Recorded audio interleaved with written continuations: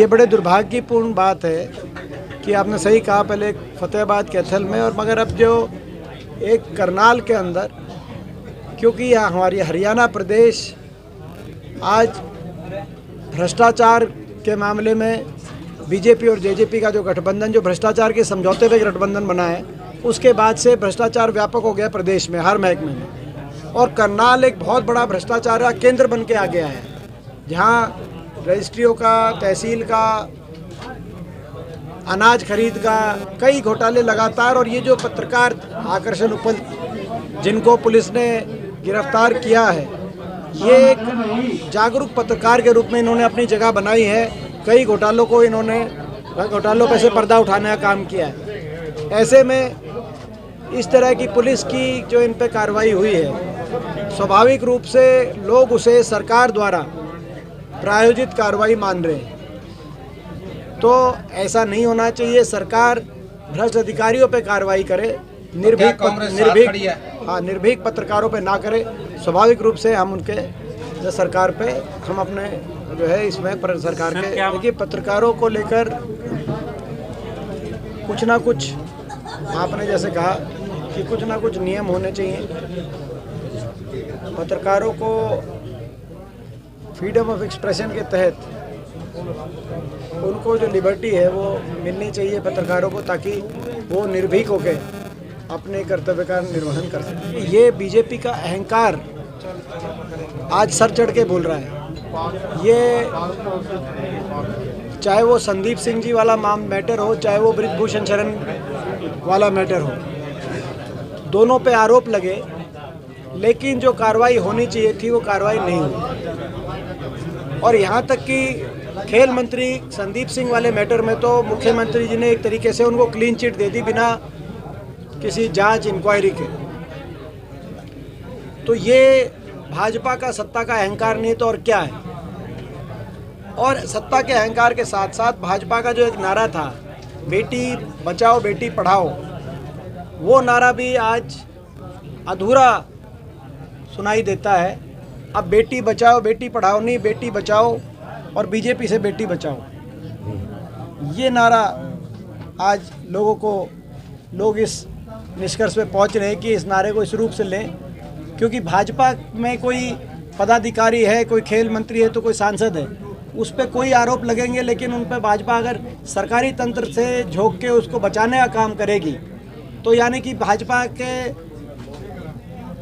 अंदर जो लोग बैठे हैं उनको एक संदेश दिया जा रहा है कि आपको लाइसेंस है अपराध करने का, और बेटियों को ये संदेश दिया जा रहा है कि अगर कोई भाजपा का है उनके खिलाफ आप आवाज़ उठाओगे, इतने शक्तिशाली ये लोग अपनी शक्ति का प्रयोग आपकी आवाज़ को दबाने के लिए करेंगे।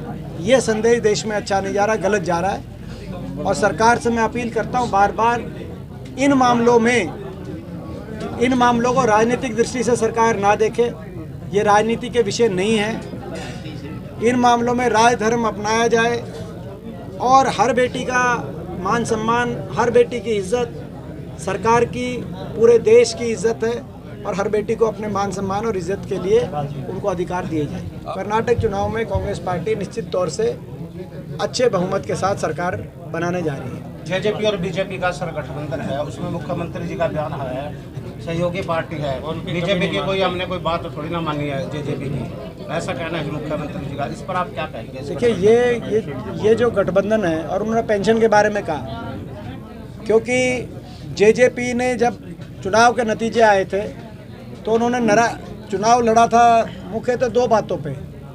एक कहते थे बीजेपी को करो जमुना पार, दूसरे कहते थे 5100 पेंशन। नतीजे आने के बाद 10 सीट जब इनकी आई, तब कांग्रेस पार्टी ने, हुड्डा साहब ने 31 विधायकों ने प्रेस कॉन्फ्रेंस करके कहा कि 5100 पेंशन भी होगी, 75% निजी क्षेत्र के अंदर हरियाणा को युवाओं को रिजर्वेशन भी मिलेगा, आप हमारे साथ आ जाओ। लेकिन उन्होंने, जेजेपी ने केंद्रीय गृह मंत्री अमित शाह जी के घर पहुंच के कहा कि हमारा समझौता 5100 पेंशन पे बीजेपी के साथ हो गया। अब वो जो बात कही थी, 4 साल तक तो 5100 पेंशन मिली नहीं, लेकिन 4 साल के बाद मुख्यमंत्री जी ने उस बात की जरूर पोल खोल दी। मुख्यमंत्री जी ने जब ये कहा कि भाई ऐसी कोई बात नहीं है, तो ऐसी कोई बात नहीं थी तो क्यों गए थे? प्रदेश जानता है कि वो कोई 5100 पेंशन के लिए जेजेपी ने जाके बीजेपी को समर्थन नहीं दिया, ना उन्होंने लिया। वो समर्थन तो केवल हरियाणा को भ्रष्टाचार, हरियाणा में भ्रष्टाचार की छूट, लूट की छूट के लिए समझौता किया गया था। आपस में महकमे बांटे गए, किसको कौन सा महकमा मिला, किसमें लोगों का क्या भला नहीं, किसमें कितनी कमाई है, इस आधार पर महकमे बांटे गए। और ये हम नहीं कह रहे, ये जेजेपी के विधायक ही कह रहे हैं। दादा गौतम की आपको बात याद होगी जब उन्होंने कहा कि एक ऊपर एकला सारा जीवन लग रहा है, तो स्वाभाविक रूप से भ्रष्टाचार के आधार पर समझौता हुआ था। 5100 पेंशन में नहीं हुआ था। उसी बात की पोल अभी मुख्यमंत्री जी ने खोली है।